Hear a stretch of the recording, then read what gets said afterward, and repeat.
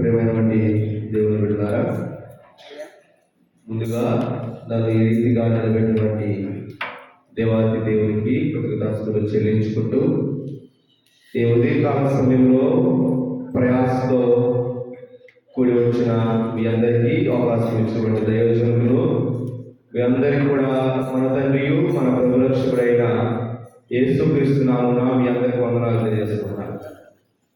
వాక్య భాగంలోకి వెళ్దాం. న్యాయాధిపతులు 9వ అధ్యాయము, న్యాయాధిపతులు 9వ అధ్యాయము 15వ వచనం చదువుకున్నాం. మమ్మును ఏలుమని ముళ్ళపద యొద్ద మనవి చేయగా, ముళ్ళపద మీరు నిజముగా నన్ను మీ మీద రాజుగా నియమించబోరిన ఎడల రండి, నా నీడను ఆశ్రయించండి. లేదా అగ్ని నాలో నుండి బయలుదేరి లెబాను దేవదారు చెట్లను కాల్చివేయునని చెట్లతో చెప్పెను. చిన్న ప్రార్థన చేసుకుని వాక్యం. మహాపరిశుద్ధులైన మా తండ్రి, సర్వోన్నతులైన మా గొప్ప దేవ యేసయ్యా, నీకే వందనాలు, స్తుతులు, స్తోత్రములు చెల్లించుకుంటున్నా ప్రభువా. నా తండ్రివైన దేవా, ఈ ఉదయకాల సమయంలో మీ మందిరంలో కూడి ఇప్పటి వరకు పాటలతో మిమ్మల్ని స్తుతించబడి భాగ్యాన్ని మాకు అందించినందుకు దేవానికి స్తోత్రాలు. ఈ వాక్య భాగంలో వెలుచు ఉండగా చదవబడి వాక్యాన్ని దీవించండి, ఆశీర్వదించండి, నీ కృపలో నింపి బలపరచండి ప్రభువా. మా శక్తియు, మా జ్ఞానము, మా ధైర్యం అయితే దేనికి కూడా సరిపోతున్నాయా? అజ్ఞానమయ్యా, జ్ఞానము వారు తండ్రి ప్రభువా. నీ కృపా, నీ శక్తి, జ్ఞానము దయచేసి ఈ ఉదయకాల సమయంలో ఏ మాటలు అయితే మాకు అవసరమైనదో ఆ మాటలు మీరే మాట్లాడించి కృప చూపించి మా సంతోషం కలుగు చేయమని యేసు నామమున వేడుకొనుచున్నాను తండ్రి, ఆమేన్. క్రీస్తునందు ప్రియమైనటువంటి దేవుని బిడ్డలారా, ఈ ఉదయకాల సమయంలో దేవుడు మనకి ఇచ్చినటువంటి ఈ సమయము 6:52 పాటలకే దాదాపు 7 వస్తుంది. మీ దగ్గర మైక్ వచ్చుకోవడం అది కదా. దయచేసి ఇక్కడ నుంచి మైక్ మీరు పాడిన తర్వాత మైక్ పైకి పంపించేది. మరి 7 గంటల మాట్లాడుకుంటే మరి 8 గంటల వాకింగ్ చేస్తే 8 దాటినారంటారు. కాబట్టి చాలాసార్లు గుర్తు చేసాం, ఎవరు ఉన్నా లేకపోయినా సమయానికి మైక్ ఇచ్చేయాలి. రైట్, దేవుని స్తోత్రం. కొద్ది నిమిషాలు దేవుని వాక్యాన్ని చెప్పుకొని దేవుని కృపను బట్టి ముందుకెళ్దాం. ఈరోజు ఈ ఉదయకాల సమయంలో మన అంశము ఏ నీడలో నీవు ఉన్నావు, ఏ నీడలో నీవు బ్రతుకుతూ ఉన్నావు అయినటువంటి అంశం మీద దేవుడి యొక్క పరిశుద్ధ బైబిల్ గ్రంథం నుంచి కొన్ని వాక్యములు మనము నేర్చుకున్నాం. మీ అందరికీ కూడా జ్ఞాపకం చేయాలని ఆశపడుతున్నాను. ప్రియమైనటువంటి దేవుడి బిడ్డ, గర్భంలో తల్లి నీడ, ఆత్మకు దేవుని నీడ, ఎండా వానప్పుడు ఇంటి నీడ, ఇలా ఎన్నో నీడలు ఉన్నాయి కదా. నీడ లేని జీవితం నీడగలలేనివంటి. ఏదో ఒక నీడ కోసం మనము ప్రాకులాడుతూ మనిషి జీవితం అనేది ప్రాకులాడుతూనే ఉంటాం. ఎండ వచ్చినప్పుడు చెట్టు కోసం, నీడ కోసం వెళ్తాం. వర్షం వచ్చినా ఏదైనా మన ఇంట్లోకి వెళ్ళి నీడ చూసుకుంటాం. గర్భంలో ఉన్నప్పుడు కూడా ఆ శిశువుకి తల్లి యొక్క నీడ ఎంతో అవసరం. మన ఆత్మకు కూడా దేహంలో ఈ యొక్క దేహపు నీడ కూడా ఎంతో అవసరం. కాకపోతే ఈ లోకంలో జీవించినటువంటి మనము ఏ నీడలో గడుపుతున్నాం అనేది ఒకసారి మనము ఆలోచన చేసే వారిగా ఉండాలి. చదవబడినటువంటి వాక్య భాగంలో గమనిస్తే ఏం తెలియజేస్తుంది? అక్కడ అనేకమైనటువంటి చెట్లు ఉన్నాయి, అనేకమైనటువంటి రకరకాల చెట్లు ఉన్నాయి. ఆ చెట్లు ఏమనుకున్నాయంట? ఆలోచన చేస్తున్నాయంట. ఆలోచన చేస్తున్న దేనికి? రాష్ట్రానికి, ప్రజలకి రాజున్నాడు కదా, కాబట్టి ఈ చెట్లన్నిటికి కూడా ఒక నీడ కావాలి, ఒక రాజు కావాలి. ఆ రాజు ఎవరైతే బాగుండు అని చెప్పేసి చెట్లన్నీ అనుకుంటూ ఉంటే ఒక ముళ్ళ పొద చెట్టు కలిగినటువంటి ఆ చెట్టులో ఇప్పుడు రాజు ఎవరు ఉంటారు? మనలాంటి మనుషుల్లోనే ఒకరు రాజుగా ఎంచబడతారు. ఆ విధంగానే మనలాంటి మనుషుల్లో రాజుగా ఎంచబడితే ఆ రాజు మంచివాడైతే ఆ యొక్క పరిపాలన అంతా కూడా బాగుంటుంది కదా. కాబట్టి ప్రియమైనటువంటి దేవుని బిడ్డారా, ఈ చెట్టు మంచి రాజు ఉంటే బాగుండు అని చెప్పేసి అనుకుంటే పరిశుద్ధ బైబిల్ గ్రంథం మనం ఏదైతే న్యాయాధిపతులు 9వ అధ్యాయము 15వ వచనంలో ధ్యానించామో అక్కడ ముళ్ళ పొద కలిగినటువంటి ఒక చెట్టు మాట్లాడుతుంది. ఏమని? మమ్మల్ని ఏలుమని ముళ్ళ పొద యొద్దకు మనవి చేయగా ఈ చెట్లన్నీ కూడా ముళ్ళ పొద నుంచి మనం చేసినాయి అంట. మనం చేస్తే అప్పుడు ముళ్ళ పొద అంటుంది, మీరు నన్ను మీ మీద రాజుగా నియమించిన గోరి ఎడల నా నీడను ఆశ్రయించడి, రండి నా నీడను ఆశ్రయించడి, లేదా అగ్నినాళం నుండి బయలుదేరి లేబాను దేవదారు వృక్షం అన్నింటినీ కాల్చివేయును, చెట్లను కాల్చివేయనని చెప్పాను. ఏమంటుంది ఈ చెట్లు? ఈ ముళ్ళపొదల చెట్టు, ముళ్ళపొదల చెట్టు ఏమంటుందంట? బెదిరిస్తుంది. ఏం చేస్తుంది? బెదిరిస్తుంది. మీరు రాకపోతే మిమ్మల్ని ఏం చేస్తాను? నా నుండి అగ్ని బయలుదేరి మీ చెట్లన్నిటిని కూడా నాశనం చేసి కాల్చి వేసి పడేస్తాను, జాగ్రత్త, రండి నా నీడను మీరు ఆశ్రయించండి అని ఈ ముళ్ళ పొద చెట్టు మాట్లాడుతుంది. దేవుని బిడ్డ, ముళ్ళ పొద చెట్టు ఏమని మాట్లాడుతుంది? మీరు నన్ను నా మీద రాజుగా, నీ మీద రాజుగా నియమించబడినలా నా ఆశ్రయించండి, నా నీడను మీరు ఆశ్రయించండి. ప్రియమైనటువంటి దేవుని సంగమా, ఈ ముళ్ళ పొదల చెట్టు సాతాను యొక్క నీడకు సాదృశ్యంగా ఉంది. ముళ్ళ పొద చెట్టు సాతానికి సాదృశ్యంగా ఉంది.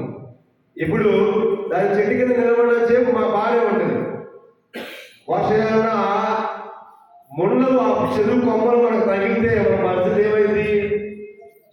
రక్తం వచ్చింది బయట. ఆ ముళ్ళ పొదల చెట్టు గాలికి మన మీద పడితే మన పరిస్థితి ఏమైంది? మామూలుగా ఉన్న చెట్టు పడిన దానికి ఈ ముళ్ళ పొదల చెట్టు పడిన దానికి చాలా వ్యత్యాసం ఉంది. జాగ్రత్తగా, ఈ ముళ్ళ పొద చెట్టు అంటుంది, రండి నన్ను ఆశ్రయించండి అంటుంది చెట్టు అన్నిటిని. ఈ యొక్క ముళ్ళ పొద చెట్టు సాతాను యొక్క సాదృశ్యంగా ఉంది. ఇది ఏమైనా ముళ్ళ పొద చెట్టు చూడడానికి పెద్దదిగా మంచి నీడనిచ్చే విధంగా ఉంటుంది, కానీ అది మన మీద పడి మన జీవితంలోకి వస్తే అదేమవుతుంది? ముళ్ళు ఏ విధంగా అయితే గుచ్చుకుంటే చెప్పే దేవుని బిడ్డారా, అటువంటి జీవితంలో తయారవుతుంది. కాబట్టి చాలా మంది ఈ ముళ్ళ పొద చెట్టుకు సాదృశ్యంగా జీవిస్తున్నారు.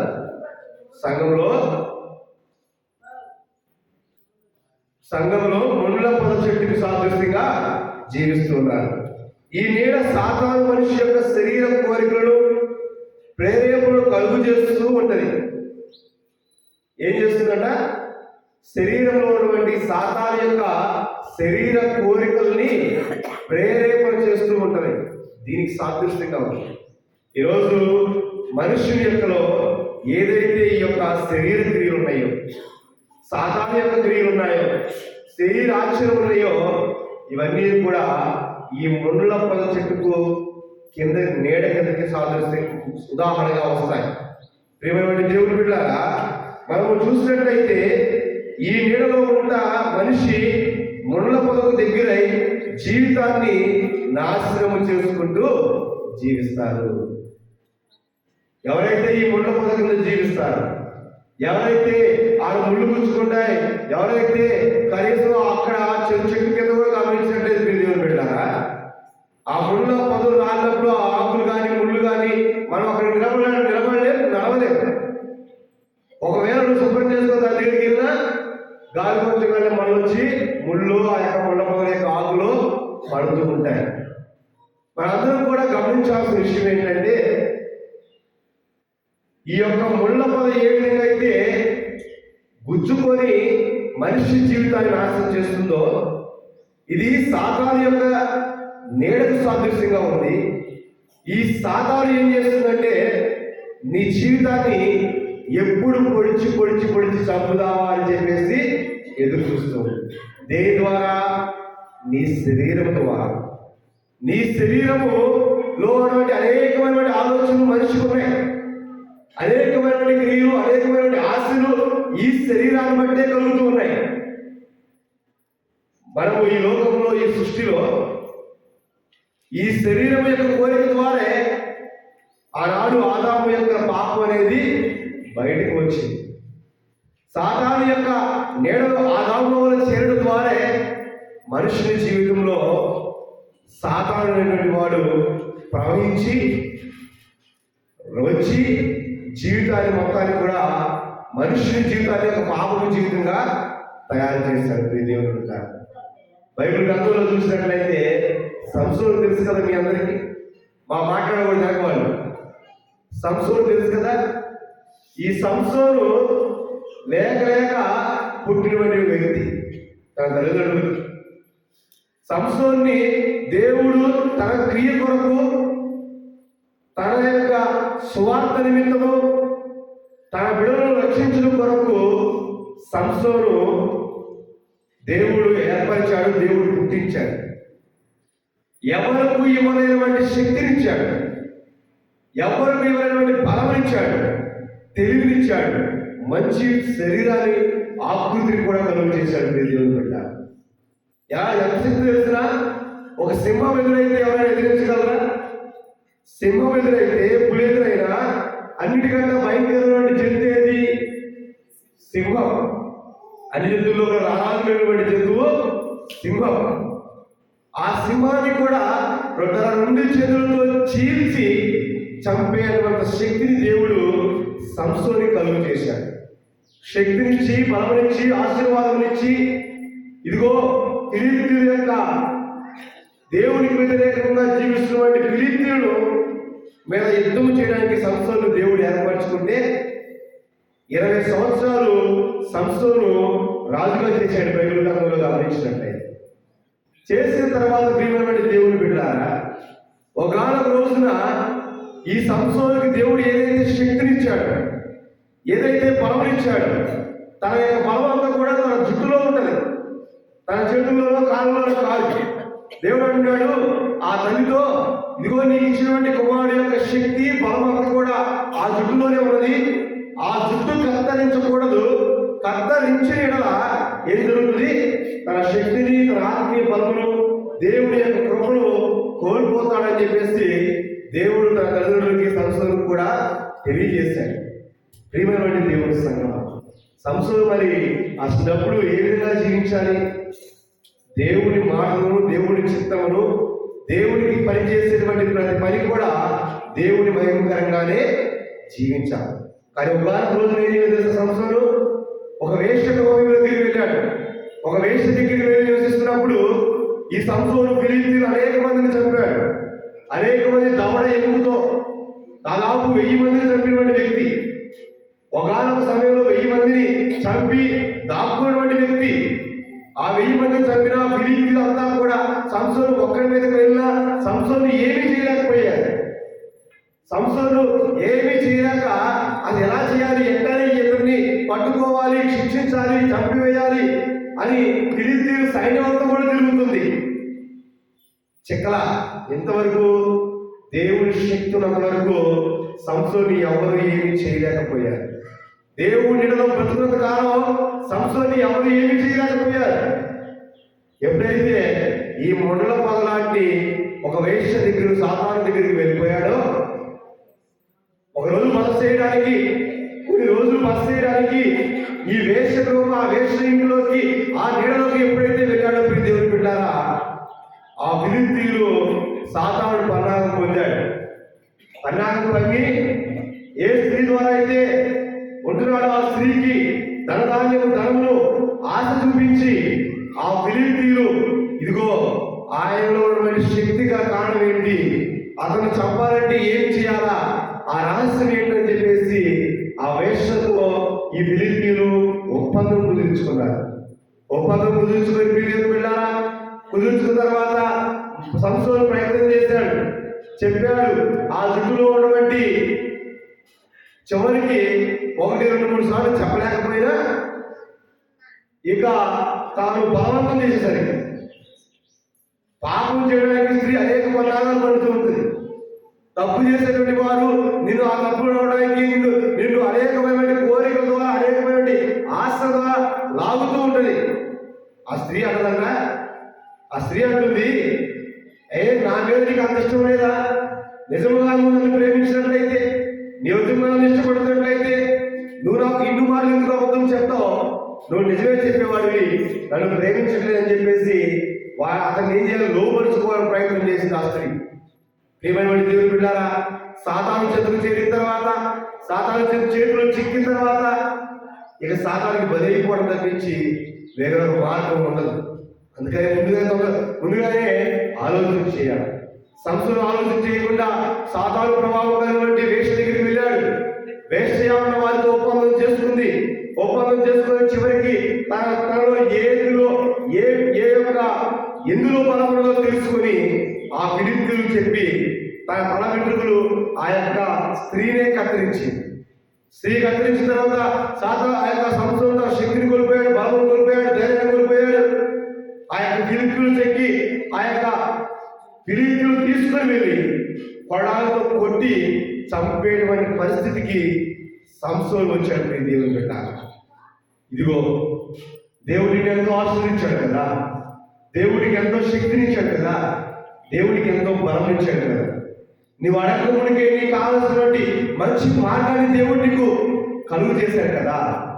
అయినప్పటికీ సాతాను యొక్క ఆలోచనలో నీవు గడుపుతున్నావేమో. ఏ ఆశతో, ఏ శరీరతో, ఏ శరీర వేచనతో సంసోనుకు వెళ్ళాడో ఆ విధంగా నీవు శరీర వేచనతో, క్రియలతో గడుపుతున్నావేమో. దేవుని బిడ్డ, జ్ఞాపకం చేసుకో. ఇది మొండల పొద నీడకు సాదృశ్యంగా ఉన్నది. ఒకవేళ ఈ మొండల పొద నీడలో నీవు జీవించున్నట్లయితే, ఈ శరీర క్రియలు, శరీర వేచలు, శరీర ఆశలు, కోరికలతో, ఆలోచనలతో నీవు బ్రతుకుతూ ఉన్నట్లయితే, సంసోను పట్టపడ్డాడు. తన శక్తిని, ఆత్మీయ శక్తిని, దేవుడు ఎవరికి ఇవ్వనటువంటి శక్తిని ఇస్తే ఆ శక్తిని కోల్పోయాడు. అందరి ముందు చనిపోయాడు. దేవుడు బిడ్డ, రాజుగా ఏర్పరచాలన్నాడు. అనేక సంవత్సరాలు దేవుడు నిర్ణయించుకున్నాడు. ఫిలిష్తీయులను పరిపాలించడానికి ఈ సంస్థను దేవుడు ఏర్పరచుకుంటే సాతానికి దగ్గరైపోవడం వల్ల, ముళ్ళ పొద చెట్టు నీడవంటి ఆ నీడలో వెళ్ళడం వల్ల తగిన ఆశీర్వాదాన్ని మొత్తాన్ని కూడా పోగొట్టుకున్నాడు. ఈరోజు మనుషుని జీవితంలో కూడా ఇటువంటి పరిస్థితులు నెలకొల్తున్నాయి.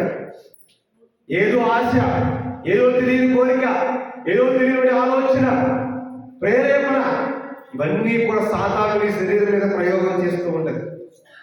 ఈ ప్రయోగం చేస్తున్నప్పుడు నీవు దానిని విడిచి దేవుని దగ్గరికి వచ్చి ప్రార్థన చేస్తే ఖచ్చితంగా ఏం చేస్తావు? ఆత్మీయ శక్తిని కోల్పు. సంసోను ఆ సమయంలో ఆ పని చేయలేక తనలోని శక్తిని ఎవరికి చెప్పకూడదన్నటువంటి రహస్యాన్ని చెప్పి తన జీవితాన్ని నాశనం చేసుకున్న దేవుని బిడ్డ. కాబట్టి మొదటి చెట్టు ఏం చెట్టు? ముళ్ళ పొద కలిగినటువంటి చెట్టు. ఈ ముళ్ళ పొద నీడ దేనికి సాదృశ్యంగా ఉంది? శరీర క్రియలకు, శరీర వేచలకు, ప్రేరేపణలకు, మన ఆలోచన విధానానికి సాదృశ్యంగా ఉంది. ఈ నీడకి ఏ పురుషుడు, ఏ క్రైస్తవుడు కూడా వెళ్ళకూడదని దేవుడి యొక్క వాక్యము సెలవిస్తున్నది. బెదిరిస్తున్నాడు తెలుసా? ముళ్ళ పొద ఏం బెదిరిస్తుంది? నువ్వు రాకపోయినట్లయితే, నా నీడలో నీవు ఆశ్రయించకపోయినట్లయితే, నా నీడలో నీవు బ్రతకపోయినట్లయితే అగ్ని జ్వాలలలో వచ్చి కాల్చివేయని నేను బెదిరిస్తుంది. ఆ బెదిరింపులోనే ఆ బలహీనతలోనే పోయే ఇలాంటి క్రైస్తవులందరూ కూడా ఆ నీడలో బ్రతుకుతున్నారు. దేవుడు మన తోడే ఉన్నాడు. దేవుడు శక్తినిచ్చేవాడు, బలం ఇచ్చేవాడు, ధైర్యం ఇచ్చేవాడు, శాశ్వత జీవనం కలిగిస్తే దేవుడు మన దేవుడు ఉన్నాడు. కాబట్టి ఆ దేవుడు నమ్ముకున్నటువంటి బిడ్డలుగా, క్రైస్తవులుగా ప్రతి ఒక్కరు జీవించాలి. ఈ ముళ్ళ పొద నీడలో నుంచి బయటకు వచ్చినటువంటి వారిగా ఉండాలి. నేను మీ అందరూ కూడా మనం చేస్తున్నప్పుడు దేవుని బిడ్డ. రెండవదిగా వచ్చినట్లయితే యోనా గ్రంథము 2వ అధ్యాయము 4వ అధ్యాయము, యోనా 4:6 దేవుడైన యెహోవా సొర చెట్టులో ఒకటి ఏర్పరిచి అతను కలిగిన శ్రమ పోగొట్టుకై అది పెరిగి యోనా తలపై నీడ ఇచ్చినట్లుగా చేసింది. ఆ సొర చెట్టును చూచి యోనా బహు సంతోషించారు. చాలా ఏం చేశాడంటే దేవుడు రెండవ చెట్టు ఏంటంటే మొదటిదే ఉన్న మొదల చెట్టు, రెండవది స్వర చెట్టు. దేవుడు ఈ స్వర చెట్టుని ఏర్పరిచాడు. దేవుడు ఈ స్వర చెట్టును యోనా కొరకు ఏర్పరిచి తాను పెట్టకుండా, తాను పెంచకుండా, తాను సంబంధం లేకుండా నీడనిచ్చినటువంటి చెట్టు. ఆ నీడనిస్తే తర్వాత దేవుడు మరలా పురుగు ఏర్పరిచి, తెలుసు కదా ఈ సందర్భం మీ అందరికీ చెప్పుకోవడం చాలా సార్లు కూడా. మరలా దేవుడు ఆ సొర చెట్టుకు పురుగు ఏర్పరిచి ఆ సొర చెట్టును మరలా ఎండిపోయే విధంగా దేవుడే చేశాడు. దేవుడు చేసినప్పుడు దేవుడు పెట్టారా, ఇందుని బట్టి యోనా ఎంతో బాధపడి అలిగి ఊరిని పోయి విడిచిపెట్టి వెళ్ళిపోయాడు. ఇది ఈ సొర చెట్టు దేనికి సాదృశ్యంగా తెలిసిన తాత్కాలికమైన నీడకు సాదృశ్యంగా ఉంది. తాత్కాలికమైనటువంటి మొదటిది ఏమన్నా ముళ్ళ చెట్టు ఏమన్నా సాతాను నీడకు సాదృశ్యంగా ఉంది. ఈ సొర చెట్టు ఏమన్నా తాత్కాలికమైన నీడ సాదృశ్యంగా ఉంది. నీ బంధువులు కావచ్చు, నీ స్నేహితులు కావచ్చు, నీ తోడున్నటువంటి ఉద్యోగస్తులు కావచ్చు, నేను సాతాను చేతులు లాక్కేస్తున్నప్పుడు ఈ అపహాసకులు, దేవుడు ఎరగనటువంటి వారు, దుష్టులు, దుష్టతీయులు, దుష్ట పనులు చేసేటువంటి నీ బంధుమిత్రుల, స్నేహితుల సంబంధంలో నీవు జీవిస్తున్నప్పుడు వీరందరూ కూడా నీకు కష్టం వచ్చినప్పుడు ఉంటారా? నీకు బాధ వచ్చినప్పుడు ఉంటారా? నీకు రోగం వచ్చినప్పుడు ఉంటారా? ఒక వ్యక్తి మీరు ఏమి వెళ్ళారా?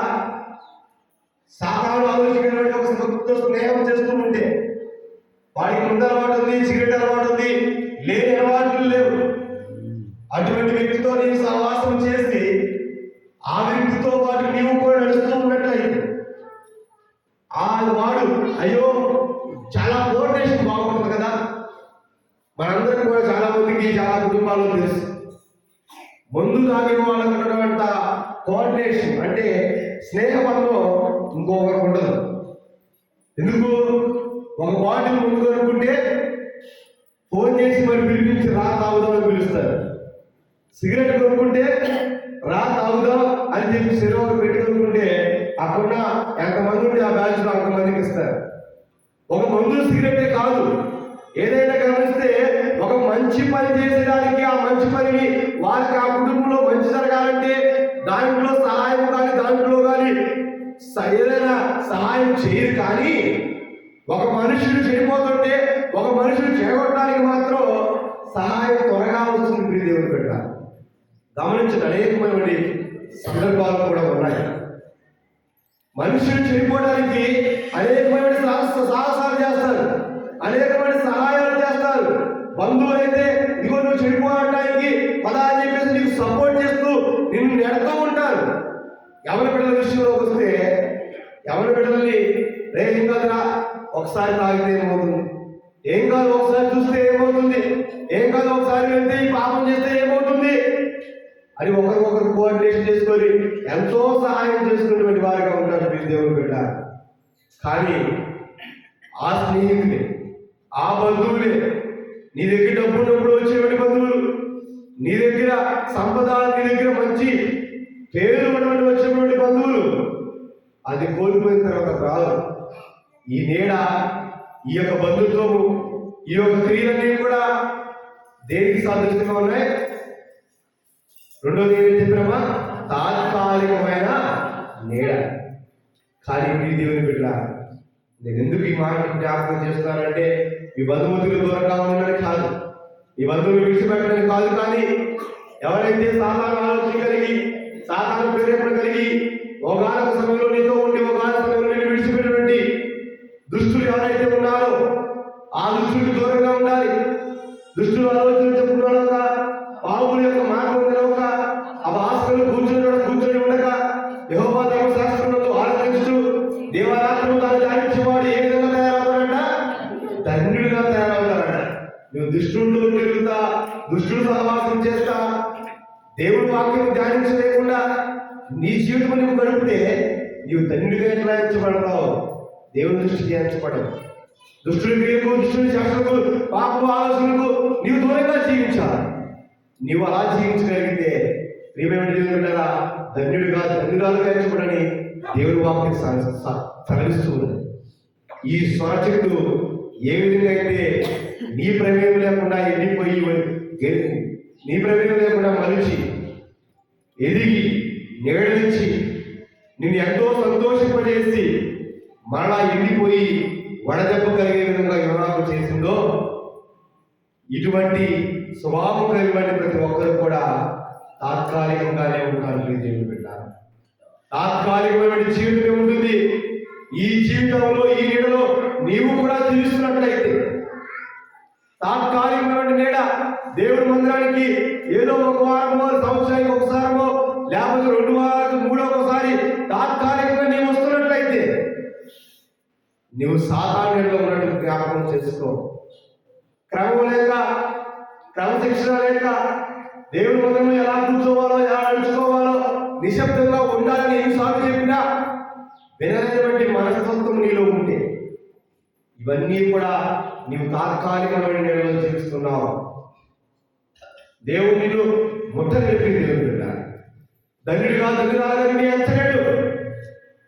అల్పకాల జీవితం కోసం, అల్పకాల పాపభోగముల కోసం, అల్పకాలమైన సంతోషం కోసం అల్పమైన తెలుసుకుని నువ్వు జీవిస్తున్నావేమో.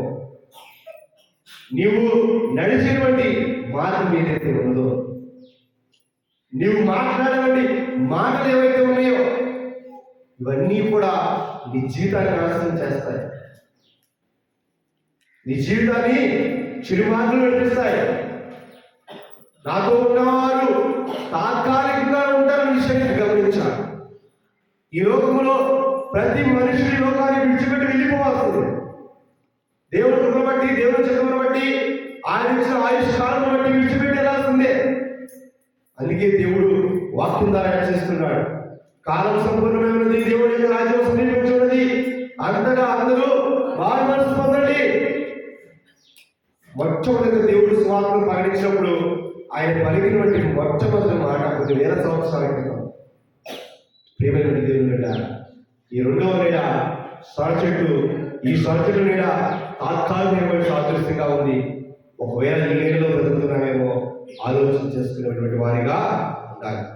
ప్రియ దేవుని బిడ్డలారా, తాత్కాలిక నీడను విడిచిపెట్టి జీవించినటువంటి స్త్రీగా, పురుషుగా జీవించాలి. 3వ చూడమా, 1 రాజులు 19వ అధ్యాయం 4వ వచనంలో, 1 రాజులు 19వ అధ్యాయం 4వ వచనంలో, పేజీ నెంబర్ 300.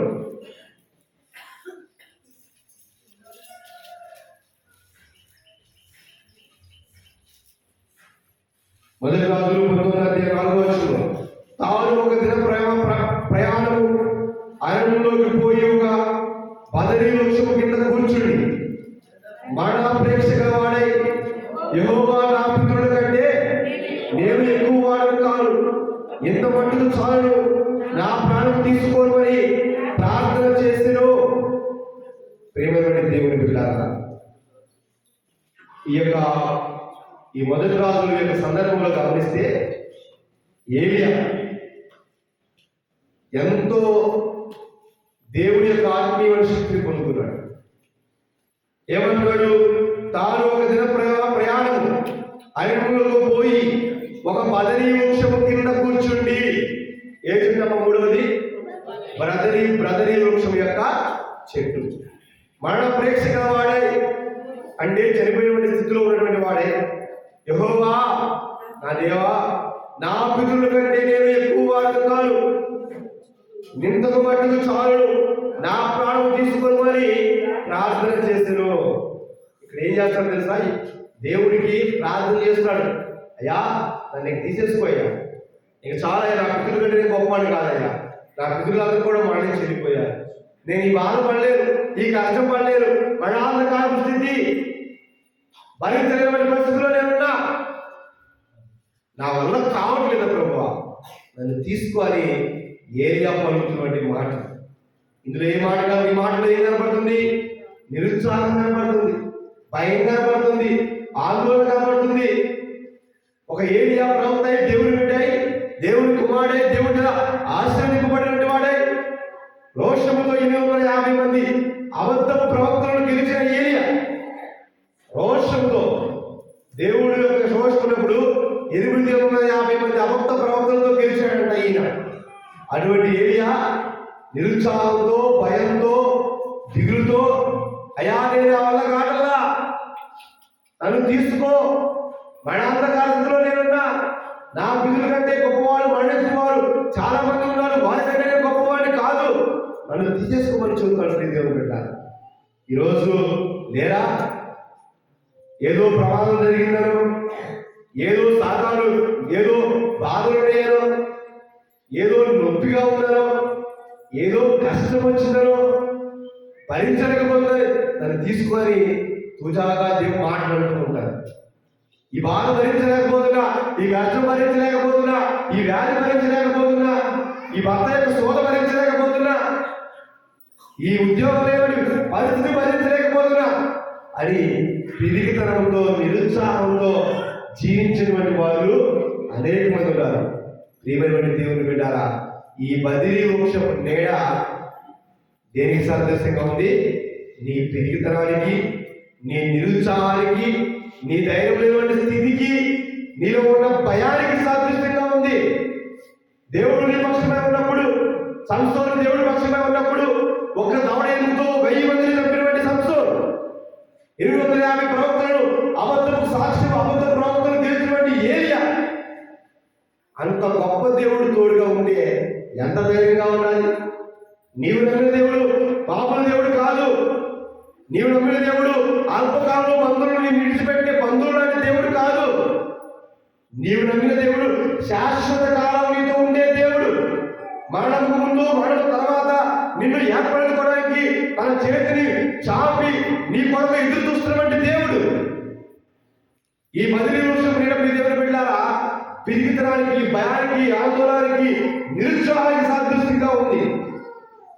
నిరుత్సాహమైన మనస్తత్వాన్ని నువ్వు కలిగి ఉంటే, పిరిగితనము, ఆ యొక్క భయము, ఆందోళన, ప్రతిదానికి తొందరపడటం, ప్రతిదానికి భయపడటం, ఆందోళన చెందడం, దిగులు పడటం, అయ్యో ఇక నా వల్ల కాకలేదని చెప్పేసి నిరుత్సాహపడటం, ఇటువంటి స్థితిలో నీవు గడుపుతూ ఉన్నట్లయితే దేవుడు ఇదిగో నేనున్నా, దేవుడు ఇదిగో నేనున్నా, దిగులు పడకము, జడియకము, భయపడకము, నీ ప్రతిఫలంలో కూడా నేను తోడుగా ఉంటాను. దేవుడు వాక్యం సరళిస్తున్నాడు.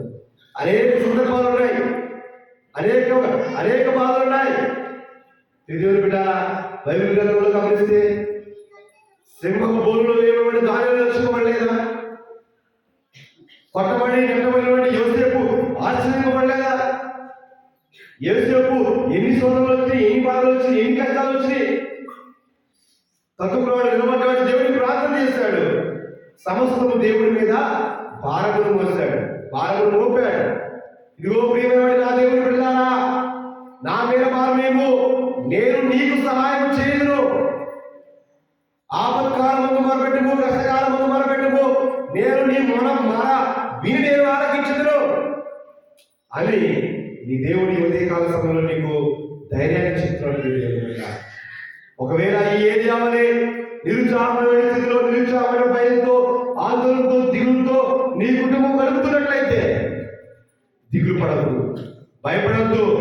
జీవించినంత కాలం దేవుడు ఎందుకు నమ్మకం ఉంచుకో, ఆ దేవుడు నీకు తోడేవుడు అని దేవుడు వాక్యం ద్వారా మాట్లాడుతున్నాడు. దేవుని సంగమం నమ్ముచున్నా, నమ్మగలిగితే నీవు నిజముగా ఈ వాక్యాన్ని, ఈ మాటలు దేవుడి వాక్యంలో ఉన్నాయి. మనం చదివిన వాక్యము దేవుడి వాక్యంలో, దేవుడు పరిశుద్ధ గ్రంథంలోనే లిఖించబడ్డాయి. ఈ వాక్యాన్ని నువ్వు నమ్మగలిగితే, నమ్ముటని వలనైతే సమస్తము నీకు సాధ్యమే అని దేవుడి వాక్యం సరిస్తున్నది. నమ్మకం కావాలి. దేవుడు నీకు తోడుగా ఉంటాడు, నమ్మకం నీ జీవితంలో ఉండాలా. నేను భరించలేకపోతున్నానే, ఇక నా వల్ల కాదు అన్నటువంటి నిరుత్సాహమైన స్థితి నీలోకి రాకూడదు. దేవుని బిడ్డగా నీ మనసులో సాతాను యొక్క ప్రేరేపణలు కలగకూడదు. భయంకరమైన ఈ యొక్క నిరుత్సాహం వల్ల యవ్వన వయసులోనే ప్రాణాలు కోల్పోతున్నారు. జీవితం ఇంకా ఉండగానే, దేవుడి జీవితం ఇంకా ఉండగానే తన జీవితాన్ని నాశనం చేసుకుంటున్నారు. ఎవరి వయసులోనే శరీర క్రియ వల్ల, శరీరేక్షణ వల్ల, ఈ యొక్క అల్పకాలమైన నీడల వల్ల దేవుడికి దూరం అవుతున్నారు. ప్రియమైన దేవుని పెట్టారా, ఈ బదిలీ వృక్షపు నీడ కూడా నిరుత్సాహానికి సాదృశ్యంగా ఉంది. ఒకవేళ ఈ నిరుత్సాహంలో నీవు గడుపుతుంటే దాని నుంచి బయటికి రావాల్సిందిగా ప్రభు పేరు మీ అందరూ మనం చేస్తున్నాం. దేవుడు అంటే నేను నీకు తోడుగా ఉన్నాడు కాబట్టి నిరుత్సాహం ఉన్న, భయం ఉన్న, దిగులున్న, బాధలున్న, కష్టాలున్నా నీవు భరించలేనటువంటి రోగంతో నీవు అనిపిస్తున్నా. ఏ పాపం చేయా యోగు, ఏ దోషము చేయా యోగు, ఏ తప్పు చేయా యోగు మరణాంతకరమైన భయంకరమైన కుష్ఠరోగాన్ని కలిగి ఉన్నాడు. అయినను దేవుణ్ణి దూషించరా. ఒకనొక సమయంలో ఆ లోకంలో తన భార్యతో సహా, తన స్నేహితులతో సహా ఇంత కష్టపడింది, ఏ తప్పు చేయకూడదు నీవు ఎంత బాధపడుతున్నావే, ఆ దేవుడిని దూషించవచ్చు కదా, దేవుడి ఒక మాట వచ్చు కదా అంటే దేవుని ఎరిగినటువంటి యోగు, దేవుడి మీద ఆధారపడినటువంటి యోగు, తన జీవితం మొత్తం దేవుడి మీదే భారం పోయినటువంటి యోగు పలికినటువంటి మాట, ఓ ఎరిదానా యెహోవా దేవుడే ఇచ్చును, యెహోవా దేవుడే తీసుకొనును, సమస్త మహిమా ఘనత ప్రభావములు ఆయనకే చెల్లించు అన్నట్టు దేవుడు పెట్టారా. మరి మనుషుల జీవితం ఆయన ఇచ్చింది, ఈ కుటుంబం నీకు ఇచ్చోటి కుటుంబం ఆయన ఇచ్చింది, నీకు ఇచ్చోటి ఉద్యోగం ఆయన ఇచ్చింది, నీకు ఇచ్చోటి ఆరోగ్యం ఆయన ఇచ్చింది, ఈ లోకము సృష్టి ఆయనే, బాధపరచువాడు, గాయపరచువాడు, గాయములు కట్టు కట్టి మార్పువాడు నేనే అని దేవుడే మాట్లాడుతున్నప్పుడు మరి ఆ దేవుడి చెంతకు చేరడంలో ఆలస్యం ఎందుకు అవుతున్నది? సమస్తం నీకు నేను తోడుగా ఉంటాను అని దేవుడు శాస్త్రం చేసి, వాగ్దానం చేసి, ఆనాడు అబ్రహాము దేవుడు, ఇస్సాకు, యాకోబు దేవుడు ఈనాడు ఎవరు జ్ఞాపకం చేసుకుంటూ ఉంటుంటే ఆలస్యం ఎందుకు అవుతుందో ఆలోచన చేయాలి. ఎందుకు మనం ఇంకా దేవుడి మీద సంపూర్ణంగా ఆధారపడలేకపోతున్నామో, దేవుడి మీద ఎందుకు మనం భారాన్ని మోపలేక ఈ లోకంలో ఎందుకు జీవిస్తున్నామో ఆలోచన చేయాలి దేవుడు పెట్టాలి. మూడవది చెప్పుకున్నాం, ఇది నిరుత్సాహానికి, భయానికి సాధిస్తున్నాము. నాలుగవ చెప్పిన ముగిస్తానికి దేవుని పెట్టారా. చూడండి, పరమగీతంలో 2వ అధ్యాయము 3వ వచనం. పరమగీతంలో 2వ అధ్యాయం 3వ వచనం.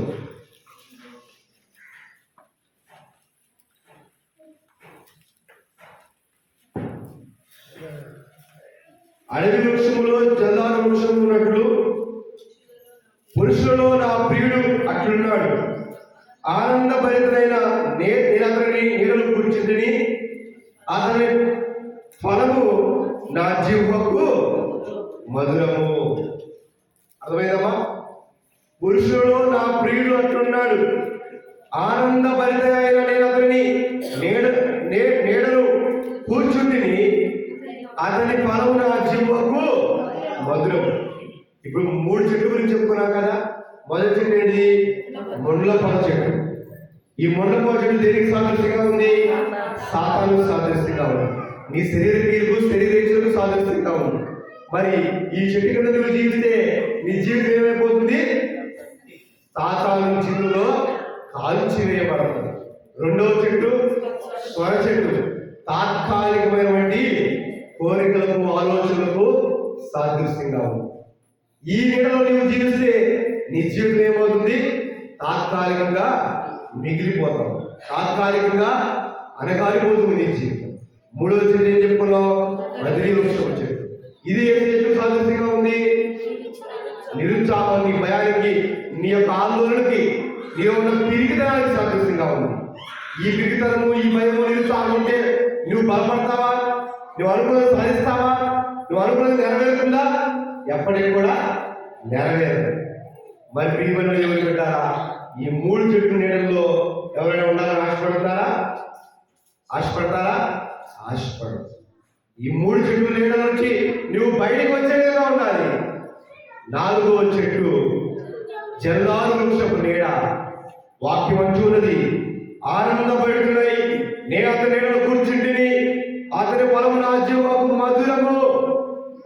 ఇది ఈ చెట్టు నీడ యేసు క్రీస్తు అనేటువంటి నీడకు సాదృశ్యంగా ఉంది. హల్లెలూయా. ఎలా ఉంది తెలుసా? మధురంగా ఉంది, ఆనందంగా ఉంది, ఉత్సాహంగా ఉంది, ఎంతో తేజస్సు ఉన్నది. ఈ నీడ కింద, ఈ చెట్టు కిందకి వెళ్తే నీ మొహంలో తెలియని కాంతి ఏర్పడుతూ ఉన్నది. ఈ నీడ కింద నువ్వు వెళ్తే తెలియని ఉత్సాహం, తెలియని ధైర్యము, తెలియని సంతోషం కలుగుతూ ఉన్నది. భయం ఉండదు, పిరితనం ఉండదు, కష్టకాలం నుంచి విడిచిపెట్టే తరం ఉండదు, అగ్నితో నిన్ను కాల్చేటువంటి పరిస్థితి ఉండదు, ముళ్ళ చెట్ల వంటి నీడ ఉండదు, ఆపత్కాలమైనటువంటి పరిస్థితులైనటువంటి స్నేహం నీతో ఉండదు. భయంతో ఆందోళనతో కూడినటువంటి పరిస్థితి నీలో ఉండదు. ఈ జల్లారు వృక్షపు నీడ, యేసుక్రీస్తు నీడ నిన్ను వెలిగిస్తుంది. నీ ముఖంలో కాంతిని విరజిమ్ముతుంది. నీ మనసుకి ఎంతో సంతోషాన్ని కలుగు చేస్తుంది. దేవుని బిడ్డ, అందుకే ఆనందభరితుడై నేను అతని నీడను చేరుతుంది. అతని ఫలితం ఏంటో తెలుసునా? ఈ యేసు క్రీస్తు నీడ దగ్గరికి నీవు వస్తే, యేసు క్రీస్తు అనేటువంటి నీడ దగ్గర నువ్వు జీవిస్తే, అక్కడ అంటాడు జల్దారు వృక్షపు నీడలో అతి ఫలము నా జీవకు మధురము. యేసు క్రీస్తు నీడలో నీవు వచ్చినట్లయితే సంపూర్ణంగా, పూర్తిగా, అల్పంగా కాక పూర్తిగా యేసు క్రీస్తు నీడ నీవు చేరుకుంటే అతి మధురమైనది, అతి సంతోషమైనది, అతి ఆనందదాయకమైనటువంటి ఫలితాలు నీకు వస్తాయని దేవుని వాక్యం సెలవిస్తుంది. దేవుని బిడ్డ, మరి 4 చెట్ల నీడల్లో ఏ నీడను నువ్వు ఆశపడుతున్నావు? ఈ ఉదయకాల సమయంలో దేవుడు నిన్ను ప్రశ్నిస్తూ ఉన్నాడు. ఒకవేళ ముళ్ళ చెట్ల నీడలో జీవిస్తున్నావేమో, సాతాను యొక్క శరీర క్రియలలో జీవిస్తున్నావేమో, ఒకవేళ సొరచెట్టు లాంటి అల్పమైన నీడలిచ్చినటువంటి నీడలో నీవు జీవిస్తున్నావేమో, నిన్ను కష్టకాలంలో విడిచిపెట్టినటువంటి వారి స్నేహ బంధుమిత్రుల కోసం నీవు ప్రార్థనలాడుతూ దేవుణ్ణి విడిచిపెడుతున్నావేమో, ఒకవేళ జల్దారు బదిలీ వృక్షపు నీడ దేవుడి నిరుత్సాహానికి, భయంతో, ఆందోళనతో నీ జీవితాన్ని ప్రతిదినం గడుపుతున్నావేమో, వీటన్నిటి కూడా విడిచిపెట్టడం దేవుని సంగం. వీటన్నిటి నీవు విడిచిపెట్టినట్లయితే నీవు ఆటోమేటిక్గా నీకు తెలియకుండానే ఈ జల్దారు వృక్షపు నీడ కింద, యేసు క్రీస్తు నీడ కింద నీవు వస్తావు. ఆ ఫలితము నీ జీవితాన్ని మారుస్తుంది. ఆ ఫలితము నిన్ను వెలిగిస్తుంది. ఆ నీడ నీవు ఎటువంటి అపాయాన్ని కలుగు చేయదు. ఆ నీడ నిన్ను ఎప్పుడు విడిచిపెట్టదు. కష్టకాలంలో కావచ్చు, సంతోషంలో కావచ్చు, ఆనందంలో కావచ్చు, నీ కుటుంబంలో కావచ్చు, నీ వ్యక్తిగత జీవితంలో కావచ్చు, నీ ఆరోగ్యంలో కావచ్చు, నీ శరీర క్రియలు నిగ్రహమైనటువంటి పరిస్థితుల్లో కావచ్చు, ప్రతి విషయంలో నీకు తోడే ఉండి నీ చుట్టూ నీడ కంచెగా మారుతుంది. ఆమేన్, హల్లెలూయా. కంచెగా మారుతుంది. దేవుని బిడ్డ, ముళ్ళ చుట్టూ కంచె వేస్తే ఏమైపోతావు? రక్తంతో పండిపోతావు. కానీ యేసుని కంచె నీ జీవితంలో వేసుకోగలిగితే, యేసు ఉన్నటువంటి కంచె, ఆ కంచెలోకి నువ్వు ప్రవేశించగలిగి, ఆ నీడలోకి నువ్వు ప్రవేశించగలిగితే తగు సమయమున దేవుడు నిన్ను ఎంతో మధురముగా ఉంచుతాడు. దేవుని బిడ్డ, కాబట్టి నేను వాక్యాన్ని ముగించబోతున్నాను. ఈ ఉదయకాల సమయంలో మనం ఈ మాటలు నేర్చుకోవాలి. ఈ ఉదయకాల సమయంలో ఇటువంటమ్మా అదే కాన్సన్ట్రేషన్ కాదు. దేవుని వాక్యం వినేటప్పుడు చాలా విధేయతగా, సాధారణ అట్టగా ఆగేది ఒక పాయింట్, మంచి పాయింట్ దేవుడితో మాట్లాడతాడు. ఆ పాయింట్ నువ్వు వెళ్ళలేకపోతాం. అప్పుడు ఈ పరిస్థితి ఏంటి? కామన్, శ్రీమలాలకు వాళ్ళు చేయడం కామన్. కానీ వినేటువంటి జ్ఞానం దేవుడికి ఇచ్చే కాబట్టి, వాళ్ళ యొక్క జ్ఞానం వాళ్ళకి కాబట్టి వాళ్ళు అలా వాళ్ళు చేస్తారు. మీకు దేవుడు ఆ జ్ఞానం కాదు కదా ఇచ్చింది. వినేటువంటి, గ్రహించినటువంటి, తెలుసుకున్నటువంటి, పాటించినటువంటి జ్ఞానాన్ని ఇచ్చినప్పుడు దాన్ని ఉపయోగించుకోవాలి.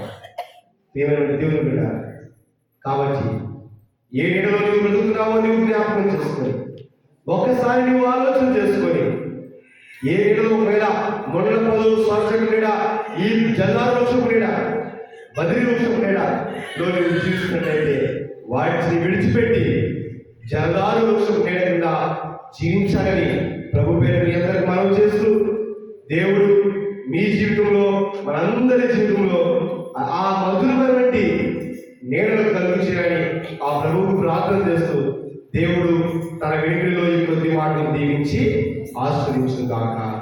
ప్రార్థనలో పాల్గొందాం.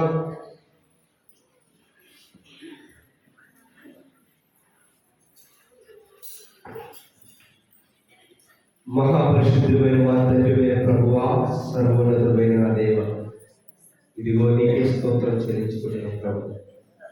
ఈ ఉదయకాల సమయంలో మీరు మాతో మాట్లాడిన విధానం బట్టి దేవానికి స్తోత్రం. ఒకవేళ ముళ్ళ పొదలు చెట్టు నీడలో మేము జీవిస్తుంటే నా దేవా, స్వర చెట్టు నీడలో ఆపత్కాలమైనటువంటి తాత్కాలికమైనటువంటి జీవితంలో మేము గడుపుతున్నట్లయితే అయా ప్రభు, మీ భయంతో పెరుగుతో సహనం లేనివంటి నిరుత్సాహంతో మేము జీవిస్తున్నట్లయితే ఈ యొక్క నీడ నుంచి మమ్మల్ని తప్పించండి ప్రభు. నా తండ్రి, నా లక్ష్మిడా, నా యేసయ్యా, ఇదిగో నీకే స్తోత్రం చెల్లించుకున్నాం ప్రభు. నీ నీడ ఏదైతే ఉన్నదో మేమందరం కూడా ఆ నీడలో బ్రతికే భాగ్యాన్ని మమ్మల్ని గ్రహించండి ప్రభు. మా తండ్రి, నీ కృప నీ నీడ ఎంతో వివరిస్తూ ఉన్నదయ్యా, ఎంతో తేజస్సునిస్తూ ఉన్నది ప్రభు. ఎంతో మధురమైనటువంటి ఆనందాన్ని, ఉత్సాహాన్ని కలిగిస్తుందయ్యా.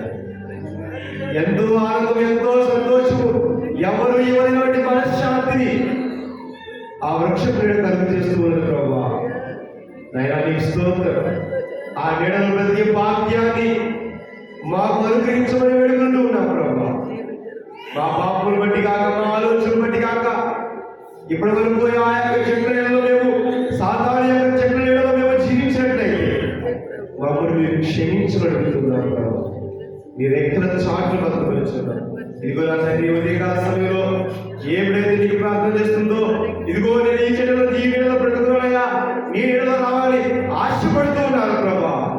ఆ బిడ్డ ప్రార్థన మీరు ఆలకించండి, ఆ బిడ్డ మానవ మీరు ఆలకించండి. ఆ బిడ్డ జీవితంలో, ఆ కుటుంబాల్లో నీ సంతోషాన్ని, నీ ధైర్యాన్ని, నీ ఉత్సాహాన్ని నింపమని నా తండ్రి దేవ, నీ శక్తిని కుమరించండి, నీ ఆత్మీయ భావం దయచేయండి అయా తండ్రి. సమస్తమును విడిచిపెట్టి నూతన జనము, నూతన భవిష్యత్తు, నూతన ఆనందం పొందుకునే పిల్లగా ఉండే భాగ్యాన్ని మాకు కలుగు చేయండి అయ్యా. మా పాపం బట్టి మీరు మాకు ప్రతికారం చేయలేదు అయ్యా. మా దోషులను బట్టి మీరు మాకు జవాబు ఇవ్వలేదు ప్రభు. మా పాపములను బట్టి మీరు మాకు శిక్ష విధింపలేదు అయ్యా. నీ కృప చొప్పున, నీ ప్రేమ చొప్పున, నీ దైవమైన మనస్సు చొప్పున మమ్మల్ని ఎంతో ఆశీర్వదిస్తూ ఉన్నావు. మా పాపములు చూసినట్లయితే మేమేమైనా కోల్పోకూడదు తెలియదు దేవానికి స్తోత్రం, స్తోత్రం, స్తోత్రం ప్రభు. మా ప్రార్థనలకి నీ పాసనలో ఉంచుమని, మా బలాలకి నీ కృపలో ఉంచి మేమందరము ఈ సాతాను మార్గంలోకి వెళ్ళక, సాతాను మార్గం వైపు చూడక, మరలా తిరిగి వెనక్కు వెళ్ళక నీ మార్గంలో వచ్చే భాగ్యాన్ని దయచేయండి. నీ రక్షణ కవచాన్ని కూడి ఉన్న ఈ సమయంలో ప్రార్థనలో పాల్గొంటున్న ప్రతి బిడ్డ దయచేయమని, నీ ఆత్మీయ శక్తిని, బలమును, జ్ఞానమును, ధైర్యము కలుగు చేయండి. సమస్త మహిమానంద ప్రభావం నీకే చెల్లించుకుంటూ మా తండ్రి, మా ప్రభు రక్షకుడైన యేసు క్రీస్తు గలమైన నామమున ప్రార్థించడానికి వేడుకొనుచున్నాం తండ్రి. ఆమేన్. అందరికి కూడా వందనాలు. నీ ఘనము, నీ ఘనము ప్రభు యేసువే.